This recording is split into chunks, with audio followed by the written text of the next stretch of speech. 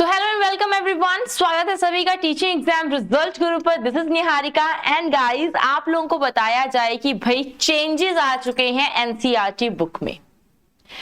जितने students DSSB की या फिर किसी भी टीचिंग एग्जाम की तैयारी कर रहे हैं, टीचिंग से रिलेटेड अगर आप लोग कोई भी एग्जाम तैयार कर रहे हैं तो आप लोगों के लिए ये इंपॉर्टेंट एक अपडेट है। ये चीज जाननी जरूरी हो गई है कि एनसीईआरटी बुक्स में अब क्या हो गए हैं, चेंजेस हो गए हैं।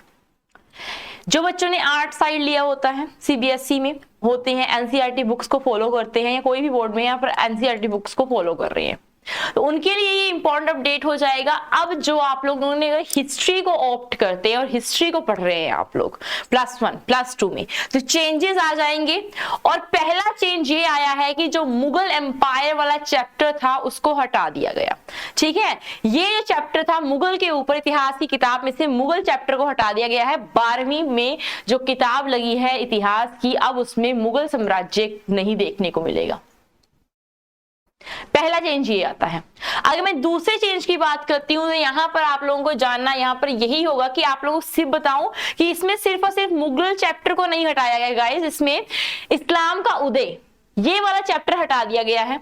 और बात की जाए संस्कृतियों में टकराव, औद्योगिक क्रांति, इंडस्ट्रियल रेवोल्यूशन, एक चैप्टर होता है, बहुत ही रिवॉल्यूशन, एक बहुत बड़ा चैप्टर है औद्योगिक क्रांति, उसको भी हटा दिया गया है।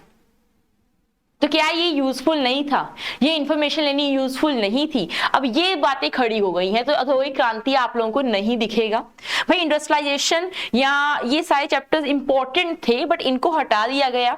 और यहाँ पर आप लोग देख लीजिए इस्लाम का उदय भी, ये चैप्टर भी अब आप लोगों को नहीं दिखेगा। तो पहले आप लोगों का मुगल एम्पायर वो नहीं आएगा, अब आप लोगों की एनसीईआरटी में, और इस्लाम का उदय, ठीक है ना, ओरिजिन ऑफ इस्लाम, वो चैप्टर भी आप लोगों का अब आप लोग नहीं देखेंगे एनसीईआरटी में।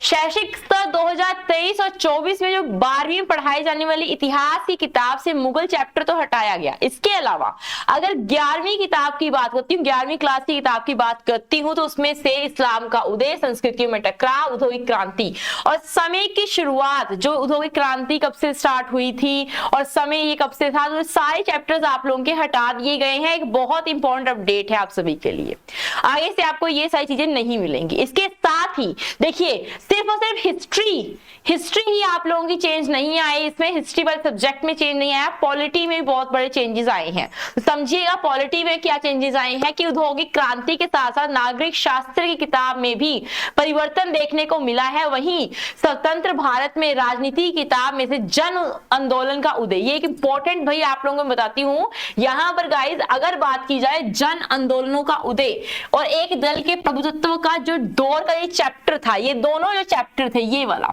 ठीक है, बता देती हूँ, ये दोनों चैप्टर्स जो थे, इन दोनों चैप्टर्स को यहाँ से रिमूव कर दिया गया है आप लोगों के, मैं कह सकती हूँ पाठ्यक्रम से, एनसीईआरटी के बुक्स में से ये दोनों चैप्टर हटा दिए गए। बहुत इंपॉर्टेंट चैप्टर थे।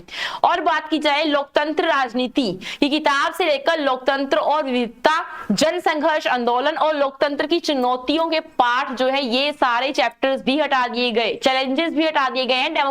डेमोक्रेसी को क्या चैलेंजेस आएंगे, तो ये सारी चीजें हटा दी गई हैं। और ये बहुत इंपॉर्टेंट एक अपडेट है आप सभी के लिए कि अब एनसीईआरटी बुक्स वो पहले वाली बुक्स नहीं रही, वो इंफॉर्मेशन अब पहले वाली इंफॉर्मेशन नहीं रही, अब ये सिलेबस हो गया है चेंज। तो करना क्या है, सेशन कर देना है शेयर, सो दैट ये इंफॉर्मेशन उन बच्चों तक पहुंच जाए, उन स्टूडेंट्स तक पहुंच जाए, उन एस्पिरेंट्स तक पहुंच जाए जो कि टीचिंग एग्जाम के लिए दिन रात मेहनत कर रहे हैं। और कहीं ना कहीं अगर वो +1 +2 में पढ़ रहे हैं, वो बच्चे जिनको इसके बारे में बिल्कुल भी नॉलेज नहीं है, तो बिल्कुल उनको भी ये खबर बता दीजिएगा।